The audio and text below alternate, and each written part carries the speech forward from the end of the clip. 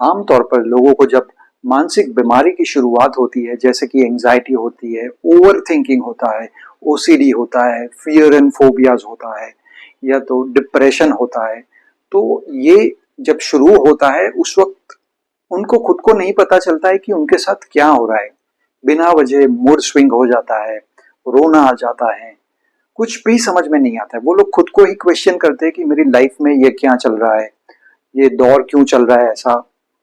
और फिर उनको जब पता नहीं चलता है और उसके बाद वो अपने फ्रेंड्स या फैमिली को बताते हैं, तब मैंने देखा है फैमिलीज भी ये सारी चीज़ों को अवॉइड कर देती है। उनको ये कहती है, समझाती है कि ये सब टेम्पररी प्रॉब्लम्स होते हैं, इसका सॉल्यूशन आ जाएगा, don't worry, don't think about it.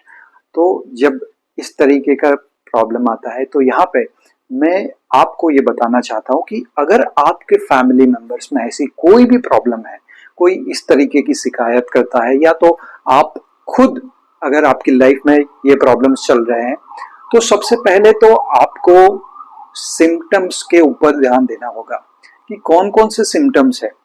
क्या कभी घबराहट हो जाती है, कभी बेचैनी हो जाती है, कभी हार्ट बीट फास्ट हो जाते हैं, कभी बेवजह पसीना निकलने लगता है, फियर लगने लगता है, फोबियाज डर लगता है, पूरा शरीर कांपने लगता है।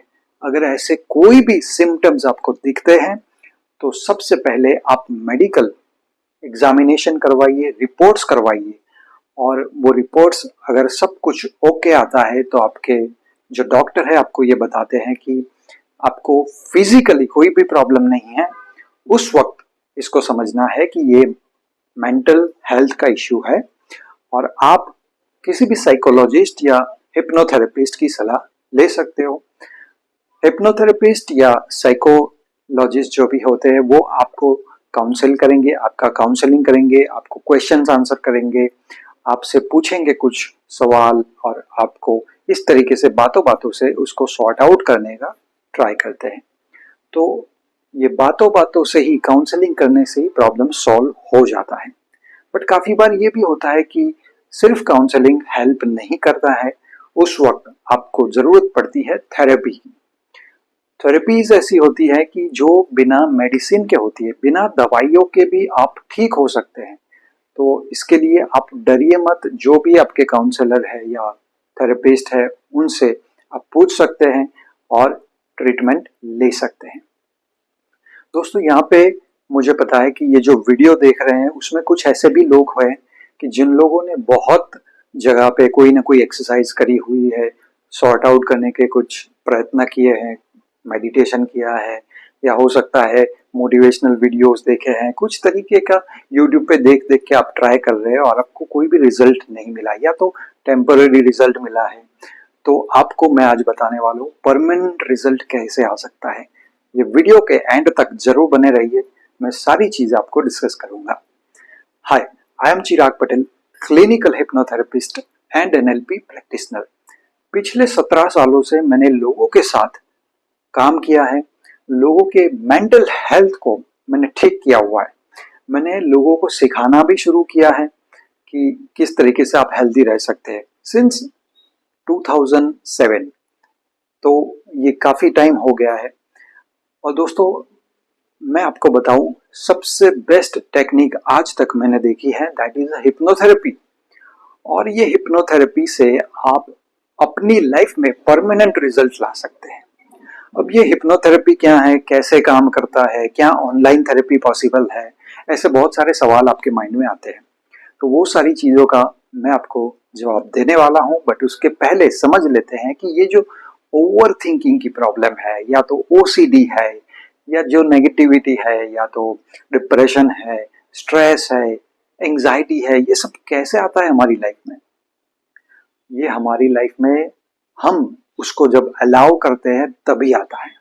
यस, आपको लगेगा मैं क्या बात कर रहा हूँ, बट ये बात सही है। जब आप लाइफ के नेगेटिव फेज से गुजर रहे होते, उस वक्त आप नेगेटिव थॉट, नेगेटिव सोच उसको कंटिन्यूस अपने माइंड में आने देते हैं, और जब ये नेगेटिव सोच बढ़ जाती है तो वो फीलिंग्स का रूप लेती है, वो आपके इमोशंस बदलते हैं और ये इमोशंस लंबे समय तक ऐसे ही नेगेटिव जोन में रहे तो वो सीधा ट्रांसफर हो जाता है आपके सबकॉन्शियस माइंड के पास। अब आपका जो सबकॉन्शियस माइंड है, हमारा सबका जो सबकॉन्शियस माइंड है, वो बहुत ही पावरफुल है।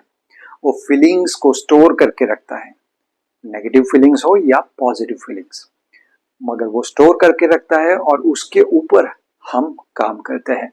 ये जो प्रोग्रामिंग है वो हमारे माइंड में हो जाती है, तभी प्रॉब्लम्स आते हैं। आइए डिटेल में समझते हैं ये प्रोग्रामिंग कैसे होती है, कैसे थॉट्स होते हैं जिसकी वजह से ये प्रॉब्लम्स आते हैं। जब आपको किसी भी चीज को करने के बाद गिल्टी का मतलब एहसास होता है कि मैंने गलत कर दिया, ये मेरी गलती है, मुझे ये नहीं करना चाहिए था, तो इससे ये जो गिल्टी है, ये गलत होना, मैं ठीक नहीं हूं, मैंने अच्छा नहीं किया है, तो खुद को इस तरीके से आप जब देखते हो तो ये गिल्टी जो नेगेटिव फीलिंग्स है, नेगेटिव इमोशन है, वो आपके माइंड में स्टोर हो जाता है। अगर आप दुखी फील करते हो, सैडनेस वो माहौल में रहे हो काफी समय तक, तो भी वो ट्रांसफर हो जाता है आपके सबकॉन्शियस माइंड में और वो स्टोर हो जाता है। अगर आप स्ट्रेस में हैं बहुत लंबे समय तक, तो भी वो स्ट्रेस आपके माइंड के अंदर स्टोर हो जाता है। गुस्सा, किसी लोगों के साथ बहुत सारा गुस्सा होता है उनके अंदर और वो ट्रांसफर होकर सबकॉन्शियस माइंड में फीड हो जाता है। तो इस तरीके के काफी सारे नेगेटिव इमोशंस वो स्टोर होकर पड़े रहते हैं आपके सबकॉन्शियस माइंड में और ये धीरे धीरे एंजाइटी का रूप ले लेते हैं और ओसीडी का रूप ले लेते हैं। आपको बस ऐसे लगने लगता है कि मेरी लाइफ में ये रिपीटेशन अभी होना चाहिए, मेरे हाथ गंदे हैं, ओसीडी में ये सारी चीजें होती हैं।